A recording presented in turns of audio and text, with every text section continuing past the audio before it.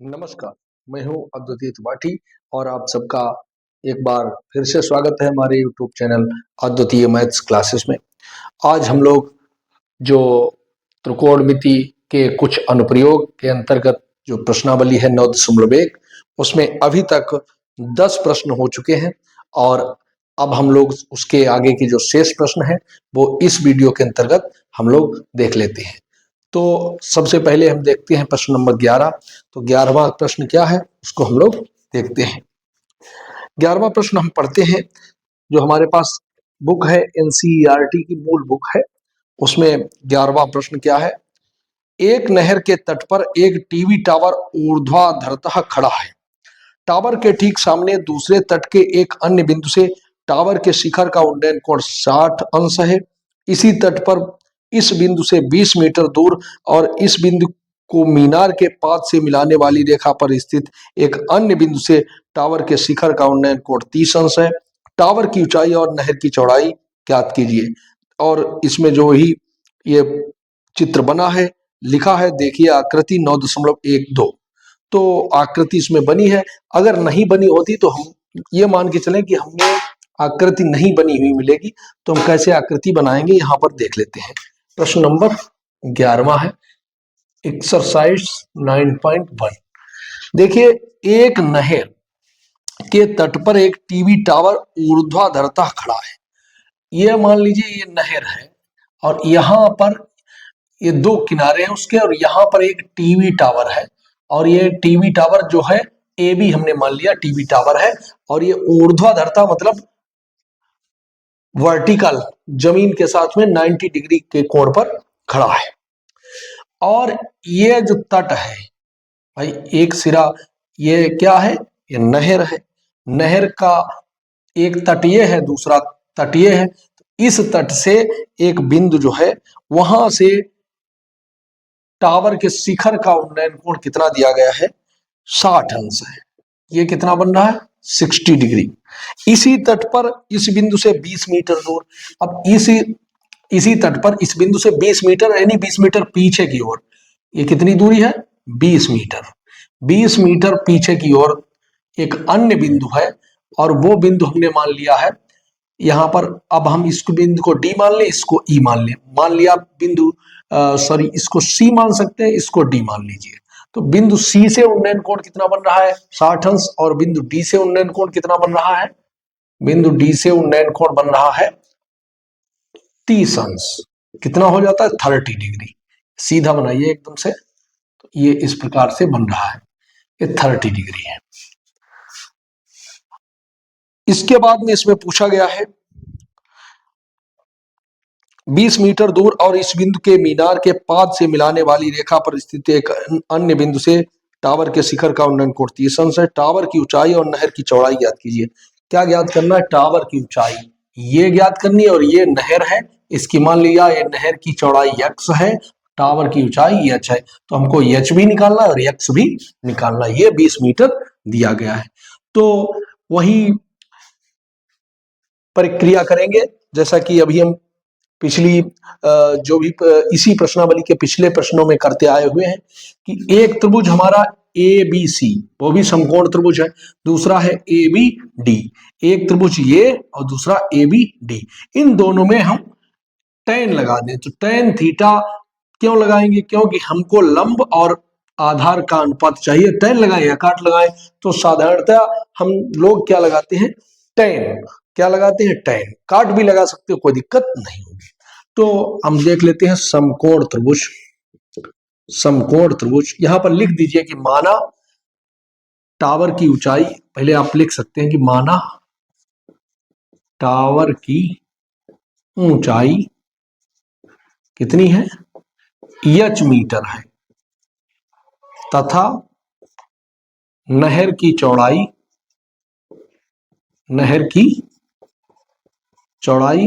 x metre है, ऐसा हम लिख सकते हैं। और उसके बाद हम लिखेंगे समकोण त्रिभुज। समकोण त्रिभुज कौन सा, ए बी सी में क्या लिखेंगे, tan, यहां पर कोण है 60 अंश। tan 60, tan theta is equal to होता है लंब बटे कर्ण। लंब क्या है? A B. इस कोण के लिए यही तो लंब होगा, A B upon B C. tan 60 का मान है √3, ए बी का मान है एच और बी सी का मान है एक्स। तो √3 is equal to H upon X. तो यहां पर एच बराबर हो गया √3 एक्स। समीकरण 1 इसको हम ऐसे लिख सकते हैं। पुनः दोबारा अब की हम समकोण त्रिभुज ले लेते हैं। पुनः समकोण त्रिभुज ए बी डी में, ए बी डी में, और कितना लिख देंगे? tan 30 इज इक्वल टू कितना हो जाएगा? A B upon B D, A B upon B D.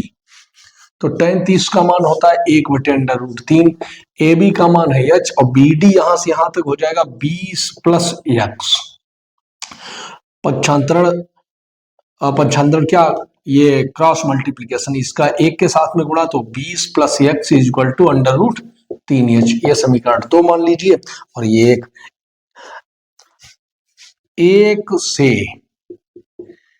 x का या h का मान रख दीजिए, एक से h का मान,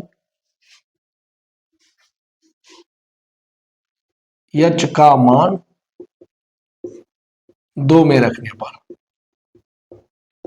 तो 20 प्लस एक्स बराबर √3 और h बराबर कितना है? √3x। देखिए h is equal to √3x, वो मान हमने यहां पर h की जगह पे रख दिया है। ये 20 प्लस एक्स ऐसे √3 और h की जगह पे √3x फ्रॉम फर्स्ट। तो ये क्या हो जाएगा? 20 plus X is equal to √3 का गुणा 3 हो गया, 3x हो गया, x उधर गया तो 20 बराबर हो गया 3x में से x निकल जाएगा 2x, अर्थात x बराबर ये 2 इधर आके बटे में हो जाएगा तो कितना आ जाएगा? 10 मीटर। x 10 मीटर, अर्थात हम कह सकते हैं जो नहर की चौड़ाई है वो 10 मीटर है। और समीकरण 2 से अब हम कह सकते हैं, समीकरण 2 से h बराबर x √3 या √3x, तो h बराबर x का मतलब 10 √3 मीटर। ये आ गई है टावर की ऊंचाई, अर्थात टावर की ऊंचाई यहाँ पे 10 √3 मीटर और नहर की चौड़ाई हो गई 10 मीटर। इस प्रकार से ये प्रश्न हो जाता है और आप लोग इसको समझ गए होंगे। अब हम लोग इसके बाद में अगला प्रश्न देख लेते हैं, प्रश्न नंबर 12। इसको हम लोग मिटा देते हैं। अब 12वां प्रश्न देखेंगे। इसमें 12वां क्या है देख लेते हैं। 12वां, तो 12वें प्रश्न में कहा गया है कि 7 मीटर ऊंचे भवन, पढ़ रहे हैं, 7 मीटर ऊंचे भवन के शिखर से एक केबल टावर के शिखर का उन्नयन कोण 60 अंश है और इसके पाद का अवनमन कोण 45 अंश है। टावर की ऊंचाई ज्ञात कीजिए। देखिए प्रश्न बहुत आसान है। 7 मीटर ऊंचे भवन के शिखर से, देखिए एक केबल टावर है। केबल टावर जो होता है वो ऊंचाई ज्यादा लंबा होता है, ऊंचा ज्यादा होता है यहाँ से, और इधर एक मकान है और मकान की अपनी ऊंचाई कितनी है? 7 मीटर। कितनी है? 7 मीटर।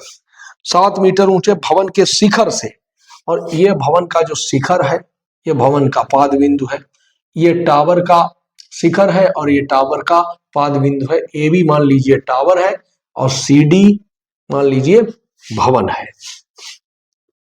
जहां पर सी बिंदु जो है भवन का टॉप पॉइंट है और डी बिंदु जो है भवन का जड़ बिंदु है अर्थात आधार बिंदु है। उसी प्रकार से ए बिंदु है टावर का शीर्ष है या हम कह सकते हैं टॉप पॉइंट है, और बी जो है वो निचला सिरा है अर्थात पाद बिंदु है। आगे प्रश्न में कहा गया है कि 7 मीटर ऊंचे भवन के शिखर से एक केबल टावर के शिखर का उन्नयन कोण 60 अंश है। तो इसके शिखर से केबल टावर के शिखर का उन्नयन कोण कितना दिया है? 45 डिग्री, 45 अंश दिया गया है। शिखर का उन्नयन कोण 60 अंश दिया गया है, 60 डिग्री दिया गया है।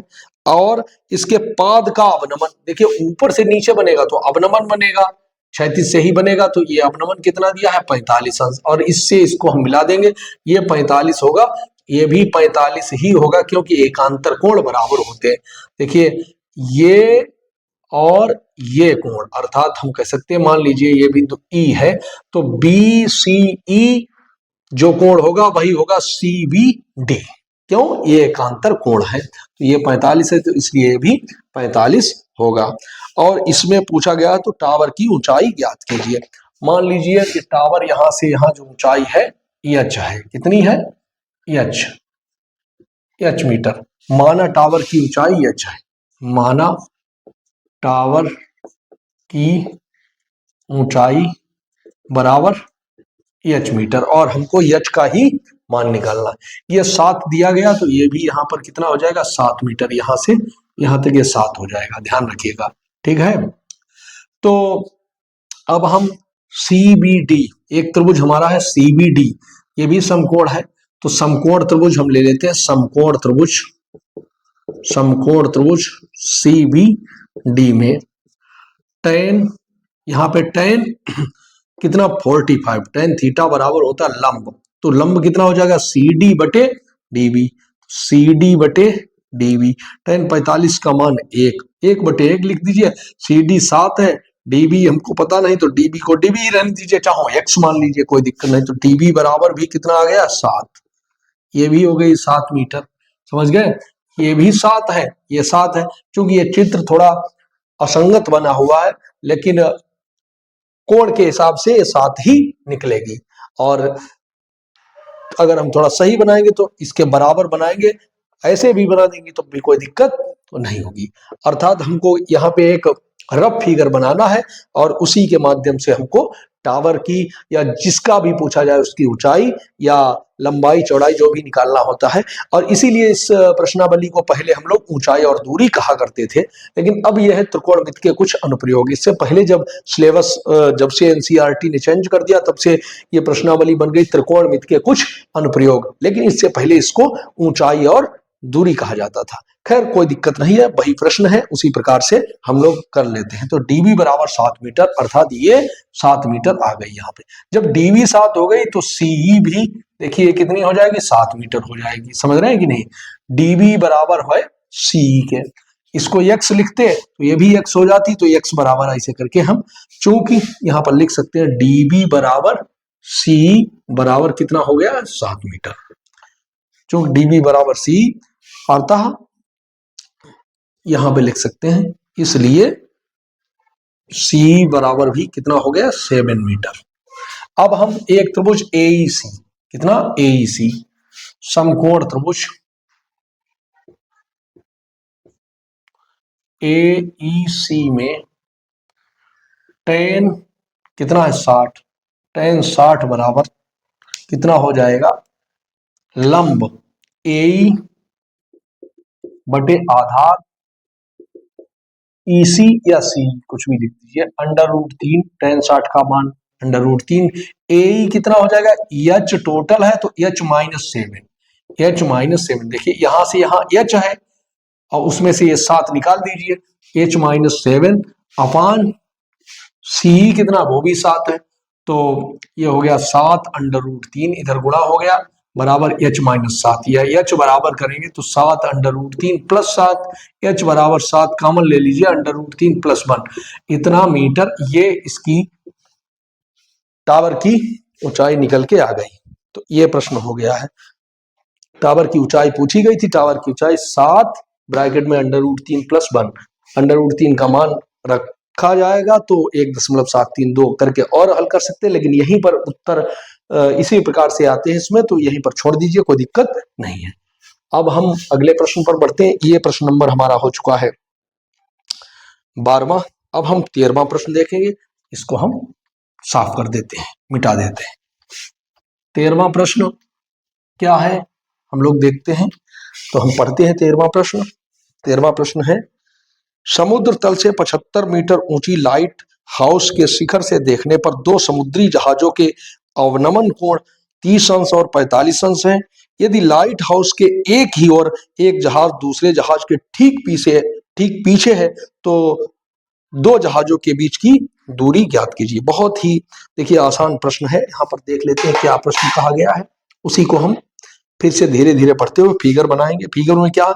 समुद्र तल से 75 मीटर ऊंची लाइट हाउस के शिखर से देखने पर 2 समुद्री जहाजों के, देखिए ये लाइट हाउस है, समुद्र है यहाँ पर, कहीं पर ये सब समुद्र है और ये लाइट हाउस है और ये समुद्र तल यहाँ है और कितनी ऊंचाई पर है, 75 मीटर की ऊंचाई ये है। ये यहाँ पर मान लीजिए ए बिंदु क्या है, जमीन से या समुद्र तल से 75 मीटर की ऊंचाई पर है। तो ये दूरी ए बी कितनी है, 75 मीटर है, ये ऊंचाई 75 मीटर है। यहाँ पर लाइट हाउस है, मतलब लाइट लगी हुई है, समझ रहे। 75 मीटर ऊंची लाइट हाउस के शिखर से देखने पर 2 समुद्री जहाजों के अवनमन कोण 30 अंश और 45 अंश है। यदि लाइट हाउस के एक ही ओर एक जहाज दूसरे जहाज के ठीक पीछे है, मान लीजिए ये जहाज कहां पर होंगे, ये सब समुद्र है तो समुद्र में ही जहाज होंगे, एक जहाज यहां पर है और दूसरा जहाज यहां पर है।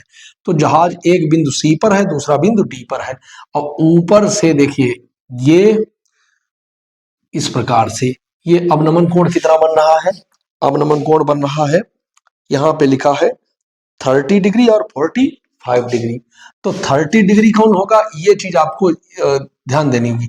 जो कोण कम होगा वो पीछे की ओर होगा और जो कोण ज्यादा होगा वो आगे की ओर होगा, क्यों कोण बढ़ता चला जाएगा तो इधर कोण ज्यादा होगा, अर्थात 45 यहाँ पर होगा और ये 30 यहाँ पर होगा। हालांकि पहले हमको बनाना यहाँ पर नहीं, पहले हमको ये अवनमन कोण दिया गया है, क्या दिया गया है, अवनमन कोण दिया गया है।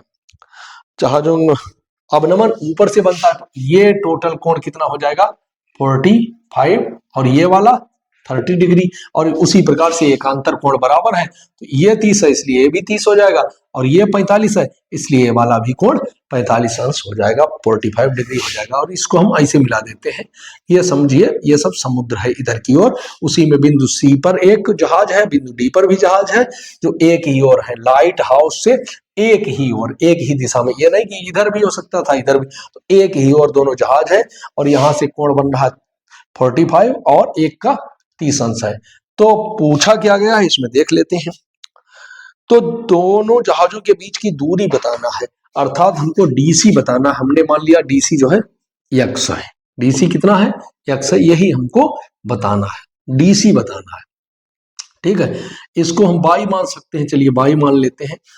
तो ये 90 होगा क्योंकि ये ऊर्ध्वाधर समुद्र तल से ऊर्ध्वाधर है लाइट हाउस बिंदु ए पर और जहां की ऊंचाई है 75 मीटर समुद्र तल से। तो हम ले लेते हैं समकोण त्रिभुज, हम लिखते हैं समकोण त्रिभुज, यहां पर लिखेंगे समकोण त्रिभुज ए बी सी में tan कितना 45, ये 45 ही तो है, tan 45, tan 45 is equal to कितना हो जाएगा बताइए, tan 45 इज इक्वल टू हो जाएगा A B upon B C, A B upon B C. tan 45 का मान 1 अपान 1 भी लिख सकते हैं, ए बी 75 बटे 22, तो 22 बराबर भी आ गया 75, 22 बराबर भी आ गया 75, इसको 1 लिख देते हैं। ये हमेशा याद रखिए जब कोण 45 अंश होता है उसमें लंब और आधार बराबर होते हैं, तो हम डायरेक्ट लगा सकते थे ये 75 है तो ये भी 75 होगा, ये कितना होगा 75 है, ठीक है। और ये टोटल कितना हो जाएगा, टोटल होगा 75 under root 3, 75 under root 3 minus 75, तो ये इसका उत्तर आ जाएगा 75 ब्रैकेट में अंडर रूट 3 माइनस 1 मीटर। लेकिन चूंकि हमको मौखिक नहीं बताना है, हमको इसको हल करके बताना है, इसलिए हम पूरा हल कर रहे हैं। तो 75 मीटर ये हो गया।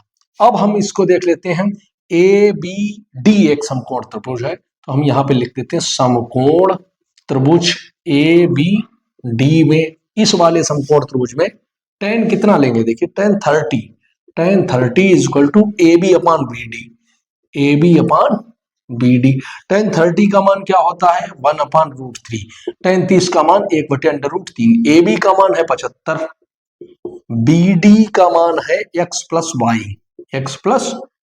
तो x प्लस वाई बराबर 75 अंडर रूट 3, ये हम 2 मान लेते हैं, 1 से बाई का मान 2 में रख दीजिए, 2 में रखने पर तो x प्लस वाई का मान कितना है 75 बराबर 75 अंडर रूट 3, तो x बराबर हो जाएगा 75 अंडर रूट 3 माइनस 75, x बराबर 75 कॉमन ले लीजिए, अंदर बचेगा अंडर रूट 3 माइनस 1 और यही उत्तर हो जाएगा मीटर में।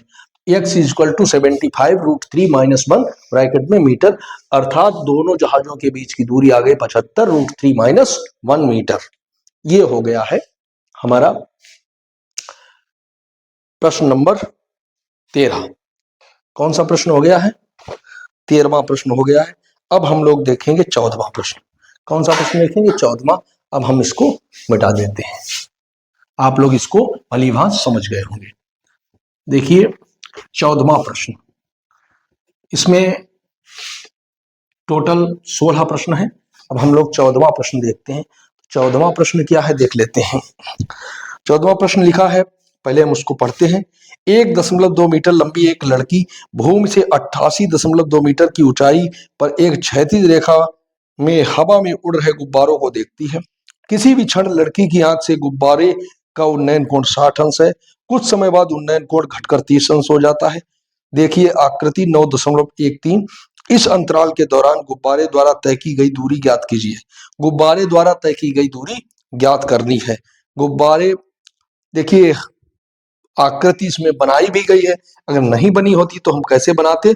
हम ये मान लें कि हमारी आकृति नहीं बनी है तो हम अपने आप बनाने का प्रयास करें।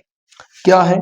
1.2 मीटर लंबी एक लड़की की अपनी लंबाई है 1.2 मीटर और भूमि से 88.2 मीटर की ऊंचाई पर एक क्षैतिज रेखा में हवा में उड़ रहे गुब्बारे को देखती है। किसी भी क्षण लड़की की आंख से गुब्बारे का उन्नयन कोण 60 अंश है। तो ये देखिए एक गुब्बारा यहाँ पे है, समझिए ये गुब्बारा ऐसे करके ये उड़ रहा है जमीन से, और एक लड़की है यहाँ कहीं पर, वो गुब्बारे को देखती है और लड़की की अपनी ऊंचाई है, लड़की की ऊंचाई है 1.2 मीटर लंबी, लड़की की अपनी लंबाई है 1.2 मीटर।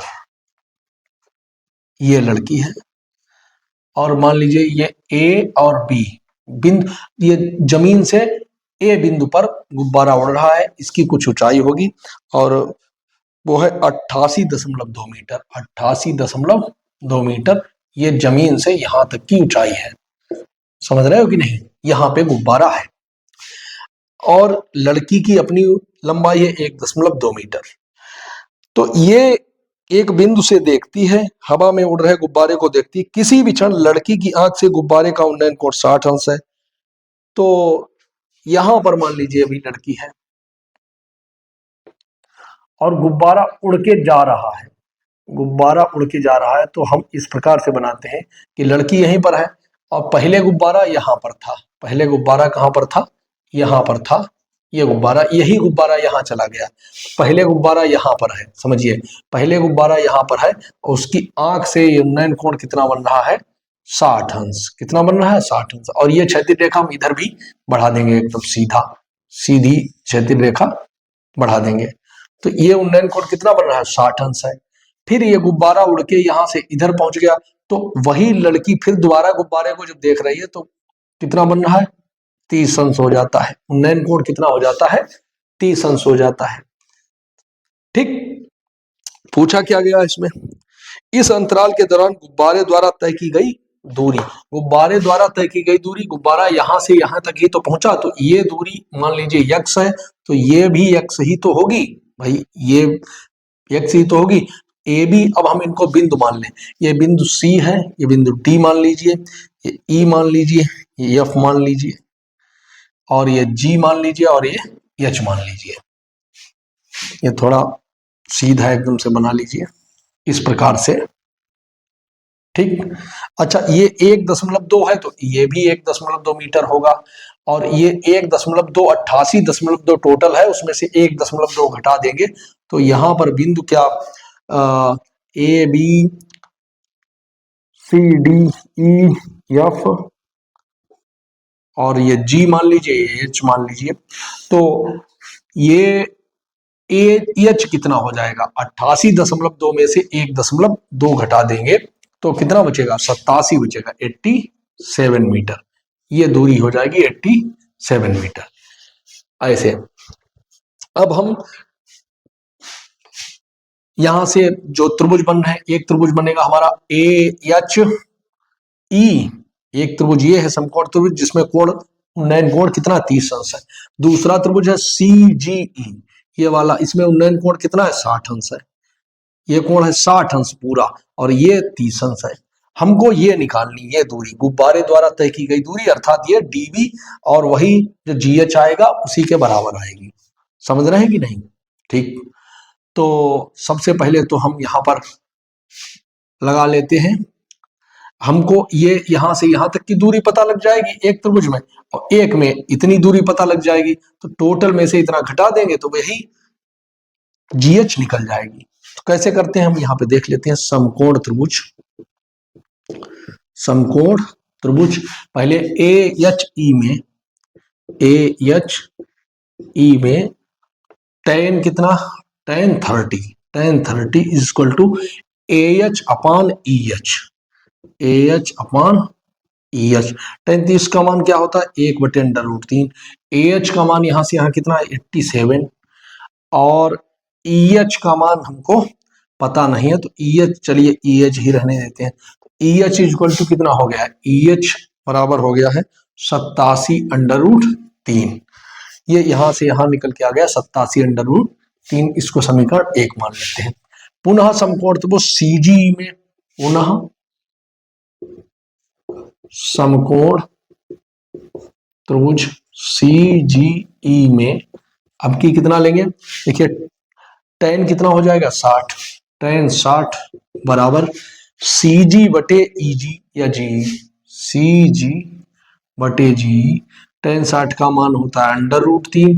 CG का मान कितना है, CG यहां से यहां देखिए, जो CG है वही तो AH के बराबर है, CG हो जाएगा वो भी 87, और GE हमको पता नहीं तो GE लिख दिया, GE बराबर हो गया 87/√3। हर का परिमेयीकरण कर दीजिए, तो क्या किया है √3 से अंश बाहर में गुणा कर दिया, हो गया 87/√3, ऊपर हो गया, नीचे √3 गुणे √3 3 हो गया।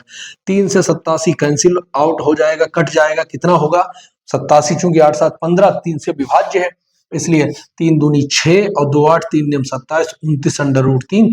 ये समीकरण 2 हो गया। अब यहां पर हमको निकालना है GH, तो GH अर्थात GH जो है गुब्बारे द्वारा चली गई दूरी GH ही तो है, GH बराबर CA के है, तो GH किसके बराबर होगा, GH बराबर होगा EH माइनस GE। टोटल में से इतना घटा देंगे, टोटल यहां से यहां है उसमें से इतना घटा देंगे, तो GH हमारा निकल जाएगा। GH बराबर EH माइनस GE। EH हम निकाल चुके हैं पहले ही, देखिए 87/√3 कितना है 87/√3 और माइनस 29/√3 घटा दीजिए, तो बराबर में कितना आ जाएगा, देखिए 87, 17 में से 9 गए 8, यहां बचे 7, 7 में से 2 गए 5, तो हो गया 58/√3 मीटर। ये गुब्बारे द्वारा चली गई दूरी हो जाएगी GH बराबर AC के होगा, तो गुब्बारे द्वारा चली गई दूरी 58/√3 मीटर, इतना आप लोग लिख सकते हैं।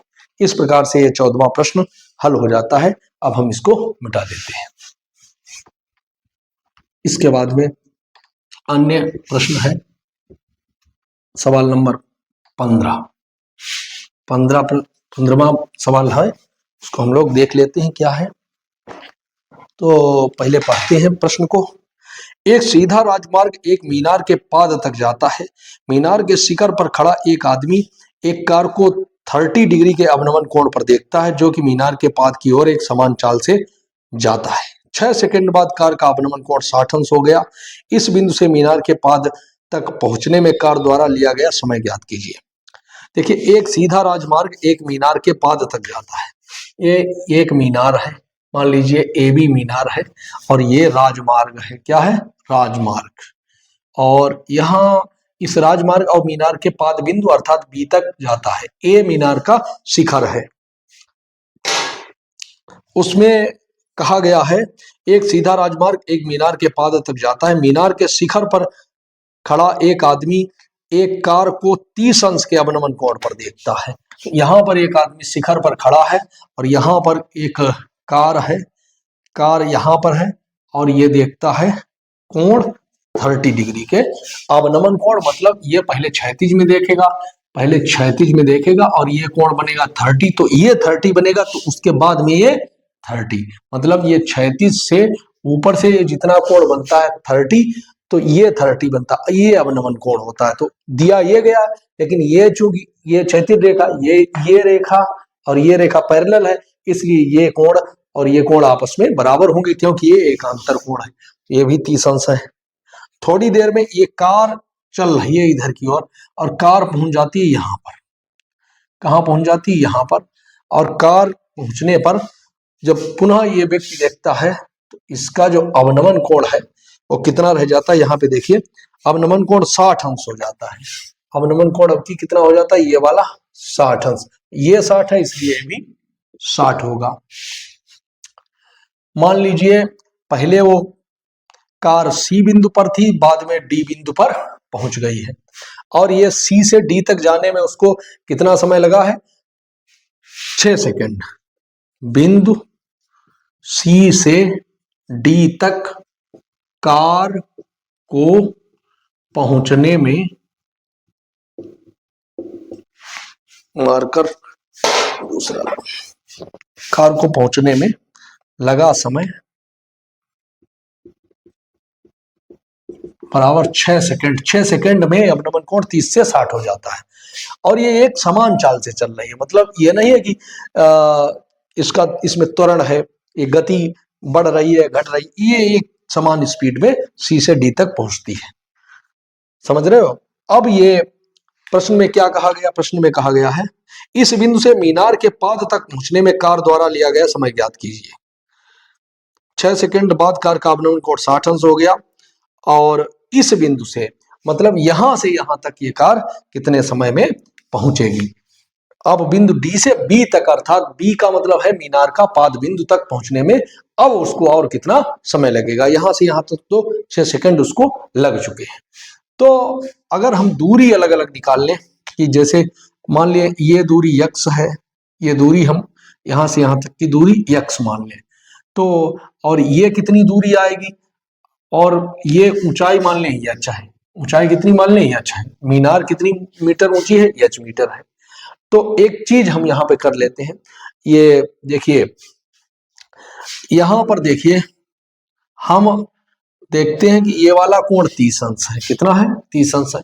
ये टोटल 60 अंश है कोण, यहां से 60 अंश है, ये 30 ऊपर है तो टोटल 60 है, ये 30 है, तो ये भी कोण कितना होगा? ये भी 30 डिग्री होगा। 30 डिग्री होगा? नहीं समझ पाए।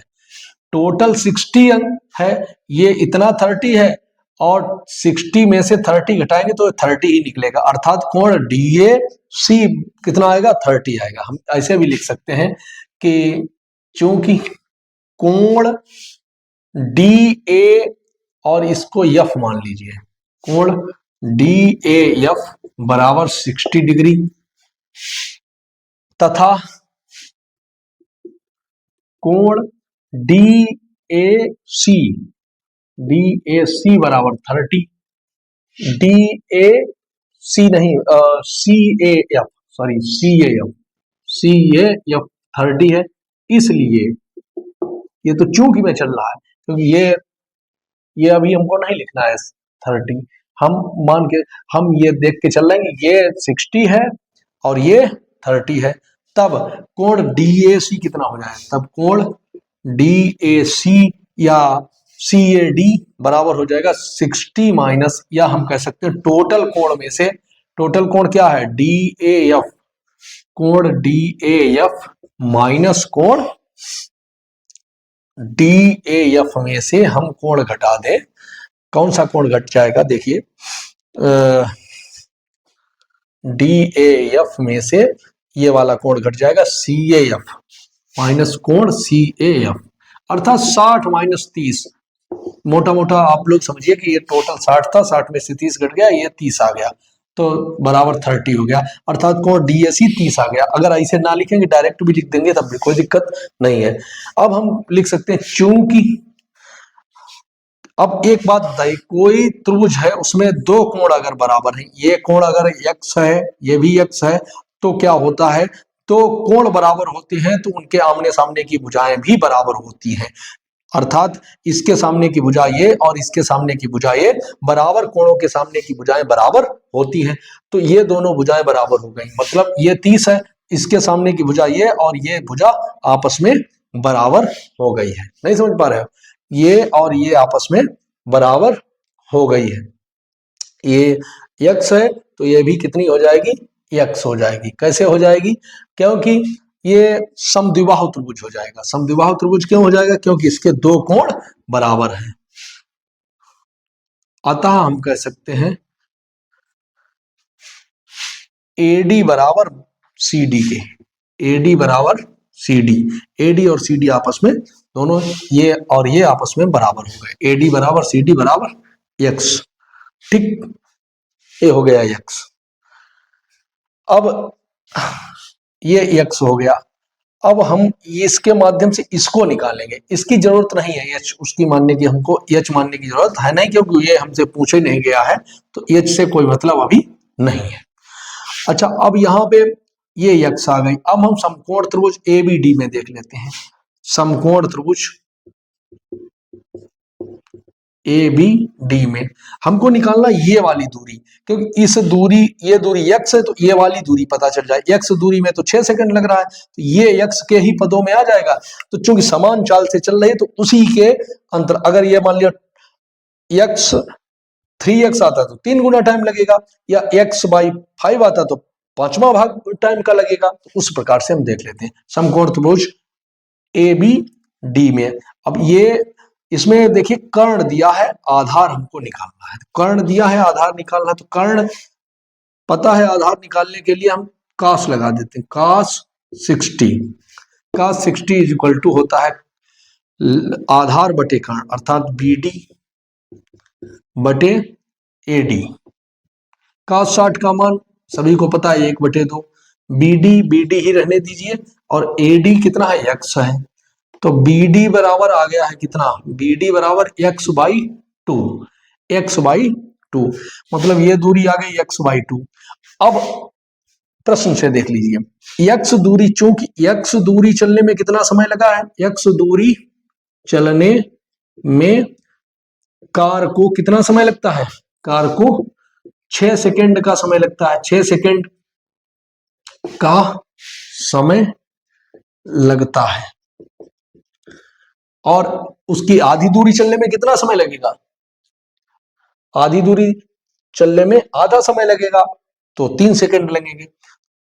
तब x/2 दूरी चलने में कितना समय लगेगा, x/2 दूरी चलने में 3 सेकेंड का समय लगेगा।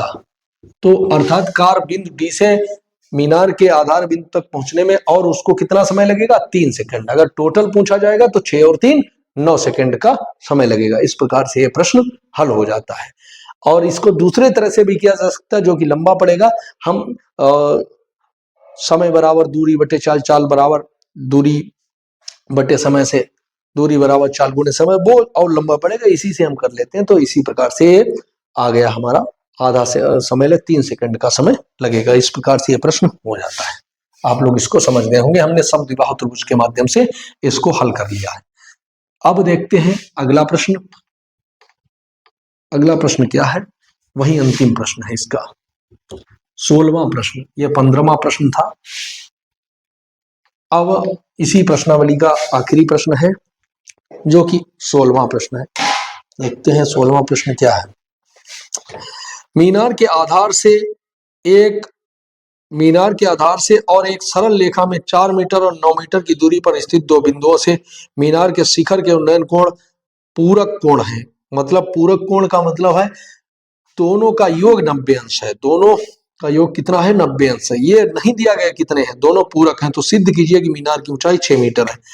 ये एक मीनार है, ए बी क्या है, एक मीनार है, और मीनार के आधार से एक सरल रेखा, ये सरल रेखा है, ये आधार है, इसके सरल रेखा वैसा ही चित्र बनेगा जैसा कहा जाता है।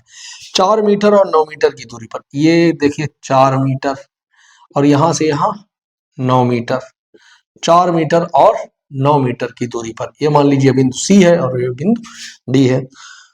ठीक है, दो बिंदुओं से मीनार के शिखर के उन्नयन कोण पूरक है।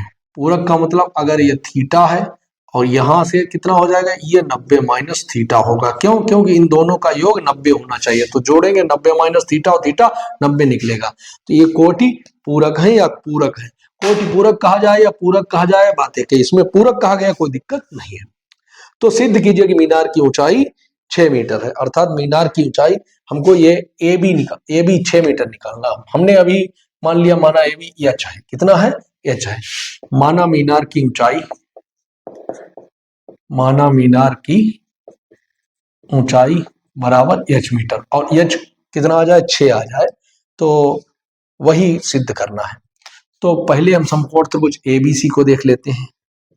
समकोण त्रिभुज ए बी सी में tan कितना, theta, tan theta equal to कितना हो जाएगा, लंब अर्थात ए बी बटे बी सी, tan थीटा, अब थीटा है, थीटा को कुछ मान तो है नहीं, तो tan थीटा ही लिखेंगे, एच अपान 4, एच अपान 4 समीकरण 1। पुनः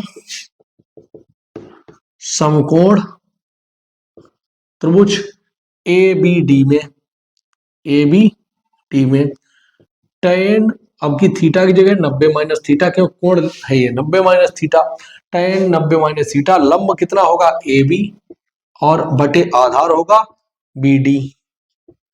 tan 90 माइनस थीटा क्या हो गया, cot theta, tan 90 minus theta cot theta, A B H है और बी डी का मान यहां से यहां कितना है, बी डी है, कितना हो जाएगा,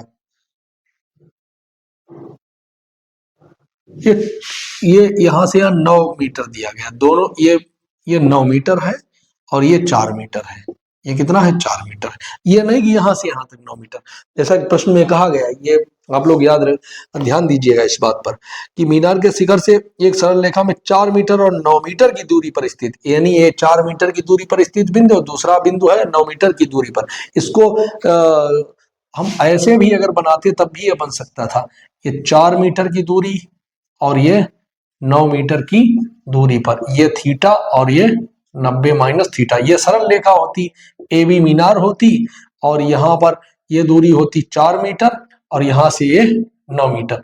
ऐसे भी हम बना सकते थे और ऐसे भी अगर लगाते तब भी प्रश्न हमारा हल हो जाता। फिलहाल हम इसी चित्र के माध्यम से चल रहे हैं, चाहे चित्र ये भी बना सकते हो, ये डी और यहाँ पर लिख दीजिएगा ए बी, एक तरफ डी और एक तरफ यहाँ पे लिखिएगा सी और यहाँ पर डी।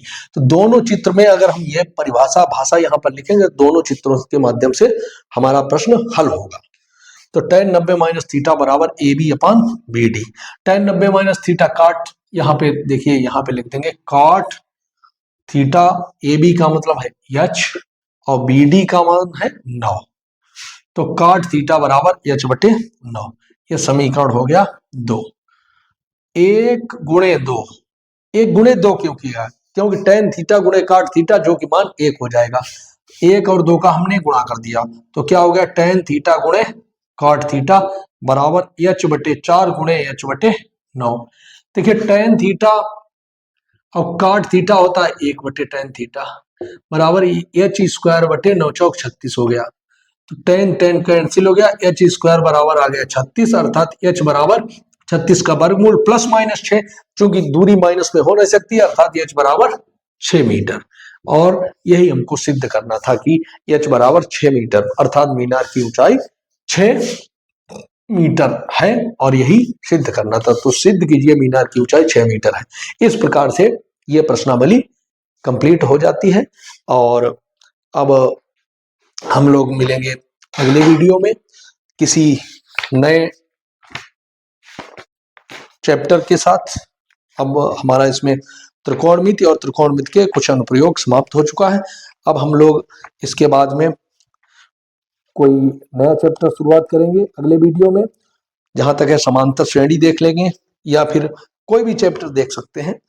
फिलहाल अब हम लोग मिलेंगे अगले वीडियो में, तब तक के लिए नमस्कार, जय हिंद।